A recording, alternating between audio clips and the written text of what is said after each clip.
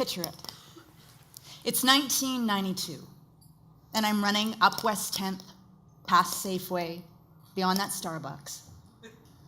I'm running like an exploding Jack-in-the-Box. I'm running past a laurel hedge, past a fire hall, and I'm naked. I'm naked. I am in a manic psychosis. And I happen to be looking for God. Colors are blurring by, green leaves, orange sun, gray concrete.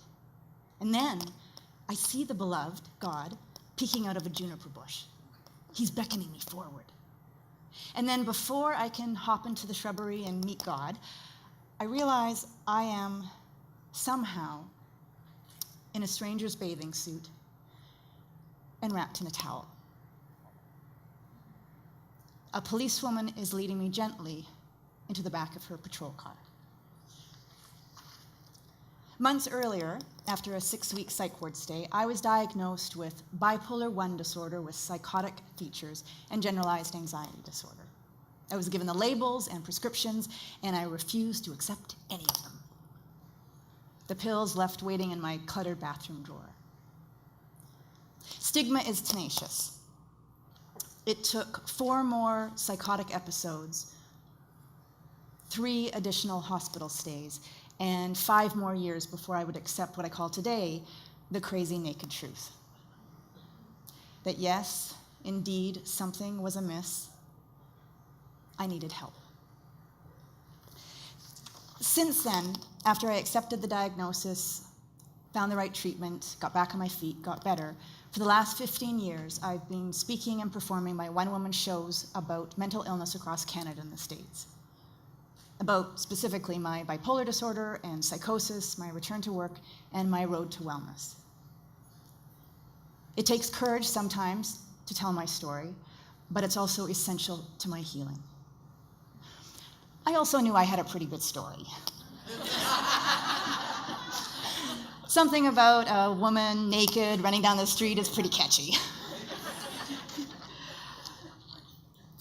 What gave me a sense of future was other people.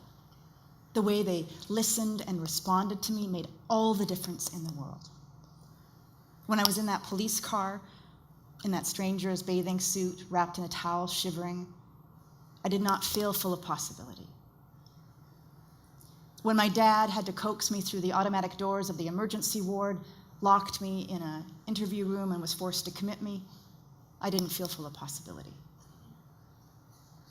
When I ran around the emergency ward trying to escape and I heard a nurse yell, "Catch the crazy woman," I didn't feel full of possibility.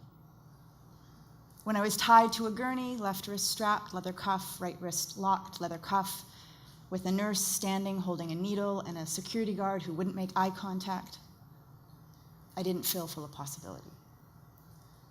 I felt afraid, alone, and powerless. What gave me a sense of possibility? Others around me. People who saw me, not my illness. People who genuinely listened and responded and reflected back my reality. They didn't need to change my story. They respected my truth. And our truth is subjective, but that subjectivity is what gives our lives meaning. When I skipped down that street naked looking for God and instead met 2 paramedics, 2 really cute paramedics actually, it was their compassion and their kindness and the respect they showed me. Like how they introduced themselves with their first names and looked me in the eye. That gave me a sense of something good, glimmers of possibility. When I refused to take my medication and a nurse sat on my hospital bed and listened with a gentle ear and then just nodded as I told her my story, the door of possibility opened a little further. When I told my psychiatrist, my new psychiatrist, about the profound spiritual insights I had within my psychosis, and he said that he understood and that I made sense because he'd been a beatnik in the 60s and then suggested that I read Carlos Castaneda, the door of possibility opened even further. When my dad, the irascible Jack Maxwell, and my mom, Velma, who's as neurotic as a hummingbird on cocaine,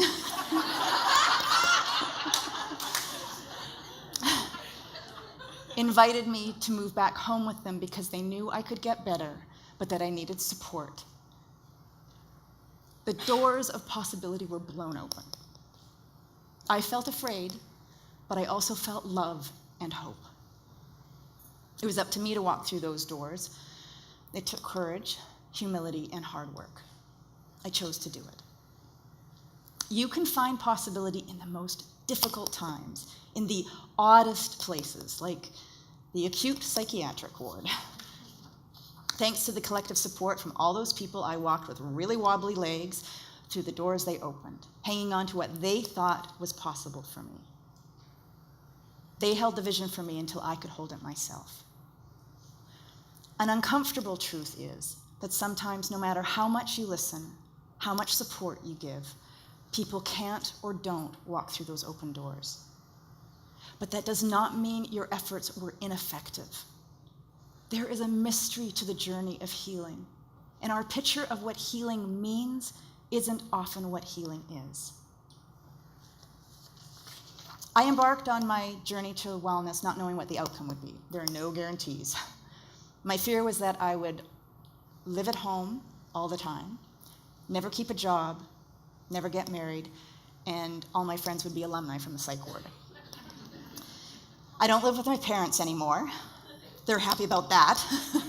So is my husband. I've been married for over 10 years, with him for over 15.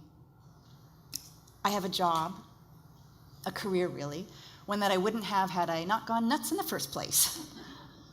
And I have really good friends, many of whom are in this room today. Twice a day, I take a clutch of pills.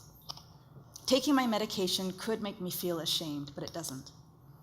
Because when I take my Epival and my Zoloft, what runs through my mind is not self-judgment, but images of kind eyes, love and support from people who chose to listen with their hearts, just like you're doing now. From now on, you'll be part of those memories.